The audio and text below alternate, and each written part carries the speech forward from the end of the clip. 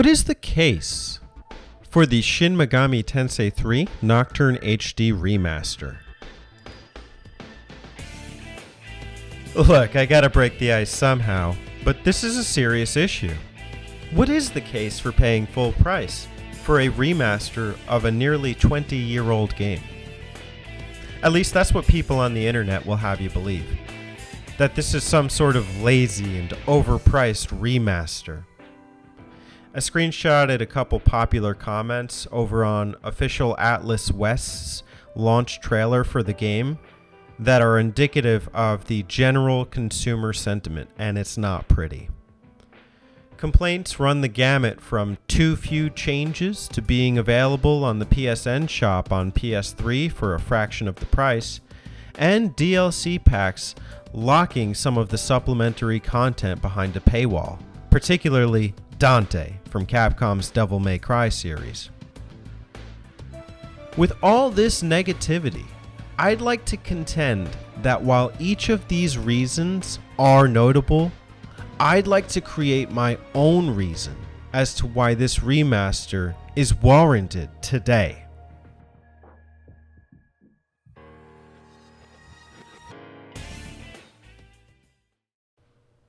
Before delving into the specifics, I want to talk about the game and my experience with it as a whole. I first started playing Nocturne on the PlayStation 2 around 5 years ago, after having already adored my playthrough of Shin Megami Tensei 4 on the Nintendo 3DS. Suffice to say, while I found the hour or two that I invested into Nocturne novel, I couldn't look past what I thought of as bland environments and a game with gameplay systems rendered archaic by its very own sequel of 10 years. The lack of demon lore and the more rudimentary plots and subplots left me largely uninterested 2 hours in, almost without a sense of purpose, if you will. I wound up shelving the title for quite some time and selling Nocturne rather ambivalently. Fast forward to the 2020 Nintendo Direct, where Shin Megami Tensei 3 Nocturne HD Remaster is announced alongside Shin Megami Tensei 5, the long-awaited sequel to 4 and 4 Apocalypse, and it was announced for the PlayStation 4 and Nintendo Switch in early 2021. My interest in the title was rekindled. I knew that I hadn't given the title its fair light of day, so this was my chance to commit some cycles to it. On the PlayStation 4, I put approximately 70 hours into my playthrough, and all the while played virtually nothing else. That's leagues above and beyond what I had accomplished with the title previously. So what changed? Quite a bit, actually. And I want to focus now on the hardware. For one, the PlayStation 4 makes the PlayStation 2 feel, by and large, antiquated. A lot of people will focus on quality of life improvements in remasters while neglecting the quality of life improvements on the console. While the Nocturne remaster looks and plays fine, the true boons, to me, come in several other forms. One is the PlayStation 4's Power Save mode. This is a lengthy RPG with limited save stations, and while I appreciated the complexity of clearing the game with this added challenge, Power Save mode got me out of a couple tough spots where I couldn't teleport back to a save station easily. Perhaps most important to me was my use of the PlayStation 4 controller. Not only did I thoroughly enjoy playing the game wirelessly, but I also gained a newfound appreciation for the music and sounds in the game with my noise-canceling headphones inserted into the controller. I should also note that all of these features can be equally, if not more, optimized on the Nintendo Switch, with the added benefit of playing the game in handheld mode. However, one area the Switch doesn't have the PlayStation 4 version beat is in the trophy department. Now look, I know it sounds superficial to bring up trophies as a motivator for playing the game. But just the awareness that trophies were tied to elements like registering demons, demon fusion, demon negotiation, and the wealth of game endings as well as other collectibles pushed me to get through a lot of the more grindy elements of the game. I didn't have to invest as much time as I did into things like leveling up or fusing demons, but I genuinely felt engaged during these processes, in no small part due to the help of the platform that the game was being played on. The PS4 also allows for easy gameplay capture and streaming in ways the Switch and PlayStation 2 do not, and I took full advantage of both. With all these added benefits, did I appreciate my time with the title more now? Absolutely. In diving into the remaster, I found that Nocturne has a learning curve by which it opens up to players. The plot seems shallow at first, but gradually opens up as the premise of the destruction and rebirth of Tokyo, Japan, and the world become inextricably linked to your core choices in the game.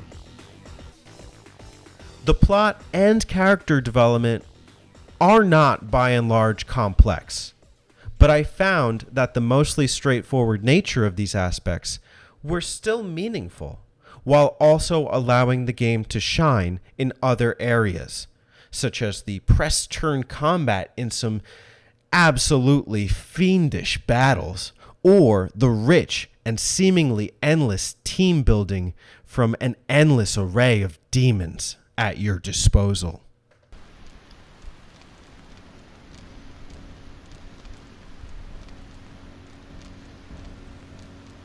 What the hell's your problem?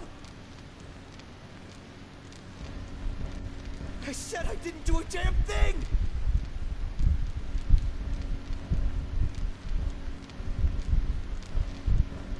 There's more? No way. Is that you? Hey, you gotta help me. We don't have time to waste here. The teacher, she's...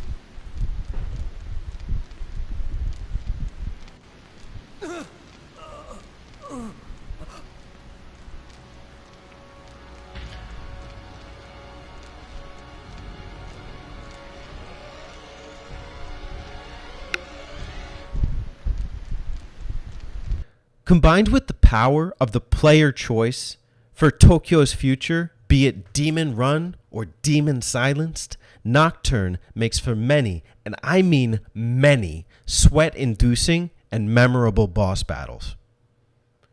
These bosses, and the demons too, are typically figures rooted in cross-cultural and global mythological religious figures, and they make for some epic encounters. I just want to add something right here too. These are all real characters. I mean, there may be one or two that stand out and, they're fictitious. In fact, they're all fictitious. They're mythological figures. But you can go up and look up a lot of these characters after the fact. Odin, Loki, Beelzebub. I learned about the Lord of the Flies. So a lot of cool historical context in the game. It's not necessarily explored to the same extent it is in Shin Megami Tensei 4, but it is still interesting to see where it takes its roots. I find that these battles with the bosses are especially enriched by the remaster's added voice acting. The voice acting is strategically added only for cutscenes, but it does make these encounters that much more epic. Whether it be Gozu Tenno's roaring bellows as he comes crashing to the ground, Metatron's robust metallic intonation before you go into Lucifer's lair, or my personal favorite, Raido Kuzunoa's personal deep-voiced, feline, English-speaking detective partner Goto. Goto. Goto. Let's see what he's really made of.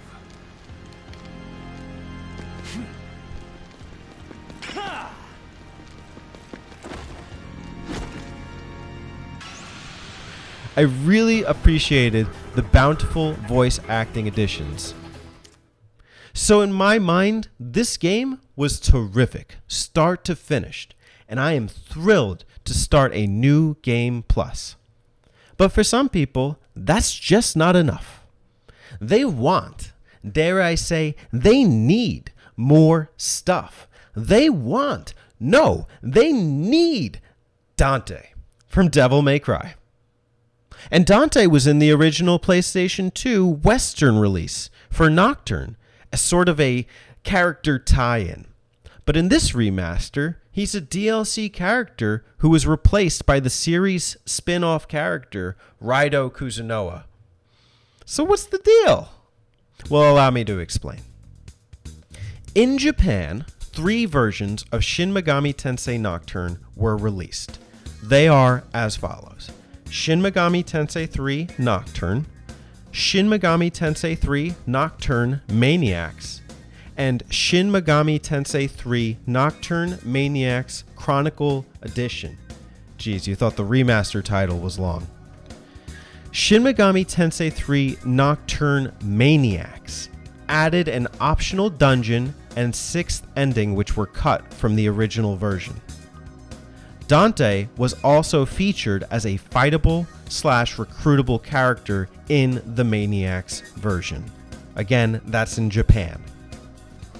Shin Megami Tensei 3 Nocturne Maniacs Chronicle Edition launched alongside the spin-off game, deep breath, Shin Megami Tensei Devil Summoner 2 Raido Kuzunoa vs. King Abaddon. And in that version, the Dante segments were replaced with entirely new Raido Kuzunoa segments. The version that we, Westerners in Europe and North America, originally received is Shin Megami Tensei 3 Nocturne Maniacs. The version that was remastered for the PlayStation 4 and the Switch is Shin Megami Tensei 3 Nocturne Maniacs Chronicle Edition, featuring Raido Kuzunoa. But you can still buy the Maniacs Pack DLC add-on to experience the game as it originally came to the West. To me, I actually appreciate that the Japanese version was the one that was localized for the remaster, because 1, well, Raido's a badass, but 2, if it weren't for this localization, that version would remain locked in Japan. This is something I believe a die-hard Mega 10 or Mega Tensei fan would appreciate as well. So full disclosure, I did not buy the Maniacs Pack DLC, or any of the DLC for that matter, but I do appreciate that I can experience the game in either iteration if I so choose. And the other thing is, without the DLC, the player is still getting a full game, and one where Raido's role is well written and cultivated into the plot. Now, I know there are some big Devil May Cry fans out there, but just because a Devil May Cry doesn't mean the player should too if they have to pay a little bit extra to get what they want. But let's go ahead and talk about that price. In the United States, Shin Megami Tensei 3 Nocturne HD Remaster launched at US $49.99. That's $10 cheaper than most brand new games. Since then, and this is approximately 3 months ago at the time of recording, I've seen brand retailers and online buying sites sell physical copies of the remaster for as low as US $34.99. There are 3 DLC packs: the Maniacs Pack, which features the Dante character arc, a BGM or background music pack, which sports OST from the whole series to use on the map and during battle in the Vortex world, and a Mercy and Expectation map pack, which features bonus dungeons, primarily for farming levels and items. Merciful Difficulty is also a free download that will be helpful for new Mega 10 players. The prices range as follows: $9.99 for the Maniacs Pack, $7.99 for the BGM pack, and $6.99 for the Mercy and Expectation pack. Aside from the Maniacs pack, which is primarily story-driven content, the other two DLC packs are novelties and largely unnecessary for a standard playthrough. There are already plenty of places to grind, so that renders the Mercy and Expectation pack mostly useless. And the in-game OST is already slapping. Heyo! One could argue that the Maniacs pack shouldn't be so expensive or cost anything at all, but when two companies are crossing over properties, it is understandable that licensing fees may account for this decision. The remaster does suffer some slight pop-in, but I still found the game to be very beautiful and easy on the eyes, and that the environments were varied enough throughout the playthrough. I did have the game crash exactly 3 times during my 70 hours of playthrough, and it happened right before or after entering or exiting rooms, save rooms included. But as I was advised, I'll advise others as well. Save frequently. And if something like this happens to you, it should not disrupt your playthrough substantially. I didn't incur any sort of memory corruption or loss or anything like that. All of that was fine. Overall, I am grateful that this remaster got the time of day. It wasn't long ago that the fate of turn-based RPGs coming out in the West was rather grim. And I know a lot of people have clamored or nitpicked over things like spending extra dollars or Atlas not doing more to change it. But to me, the more subtle the changes, the better. I don't need the remaster to be dramatically altered from the source material with all types of flair and niceties, because I want an authentic playthrough of this supposed Dark Souls of JRPGs. Which it wasn't, by the way. And this remaster, with its added voice acting, the Maniacs Chronicles arc, and the simple quality of life improvements that come with the territory, struck a near perfect balance for me. Will everyone be impressed by this as I was? Certainly not. You can check the online forums for more. But for those diving deeper into the Mega 10 series or classic turn-based RPGs, there is reason enough to appreciate what Nocturne's remaster has going for it, and gives me great hope and expectations for the future iteration in this series, Shin Megami Tensei 5. Thanks for watching, everybody. Let me know, what do you think of my case for the Shin Megami Tensei 3 HD remaster and purchasing it, and how does it differ from your own? Be sure to subscribe if you enjoyed, and I will catch you all soon. Just like my demons. Gotta catch them all. Or fuse them all. Or negotiate with them all. Let's just have a demon party, shall we?